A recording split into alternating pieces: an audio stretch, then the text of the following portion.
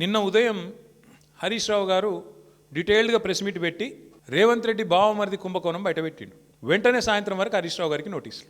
ఇది వాస్తవం, ఏం లేదు ఇలా. ఎంతకంటే నిజంగానే హరీష్ రావు గారు నిన్న చెప్పింది తప్పైతే, నిన్న ఉదయం ప్రెస్ మీట్లో హరీష్ రావు గారు చెప్పింది తప్పైతే, సంబంధిత అధికారులు బాధ్యులైన మంత్రి గారో లేదా ముఖ్యమంత్రి గారో ఈ పాటికి తప్పు వారు చెప్పింది ఇది వాస్తవం అని చెప్పాలి కదా. చెప్పారా? ఎందుకు మాట్లాడలేదు? కాంగ్రెస్ కుంభకోణాలు బయటపెట్టిన ప్రతిసారి ఇదే డైవర్షన్ గేమ్లు, ఇదే రకమైన డ్రామాలు వీళ్ళకి అలవాటుగా మారిపోయింది. వీళ్ళు సింగరేణిని ఒక బంగారు బాతులాగా చూసి దీనిలో ఎట్లా డబ్బులు సంపాదించాలని ఆలోచన చేసి సృజన్ రెడ్డి అనే వ్యక్తి మొత్తానికి ఒక కండిషన్ పెట్టించినాడు.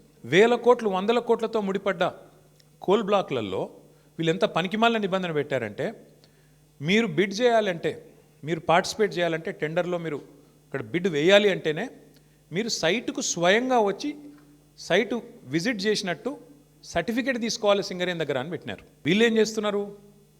సైట్ విజిట్కి రాగానే ఆ కంపెనీ పేరు, మేనేజింగ్ డైరెక్టర్ పేరు, CEO పేరు, ఫోన్ నంబరు అన్నీ రాసుకుంటున్నారు.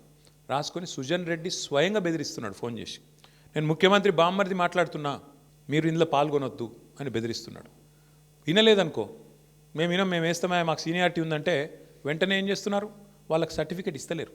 వాళ్ళు సైట్ విజిట్ చేసినట్టు కూడా సర్టిఫికేట్ ఇవ్వట్లేదు. తద్వారా వాళ్ళు పార్టిసిపేట్ చేయకుండానే ఎగరగొడతా ఉన్నారు. ఇది జరుగుతూ ఉంది సింగరేణిలో.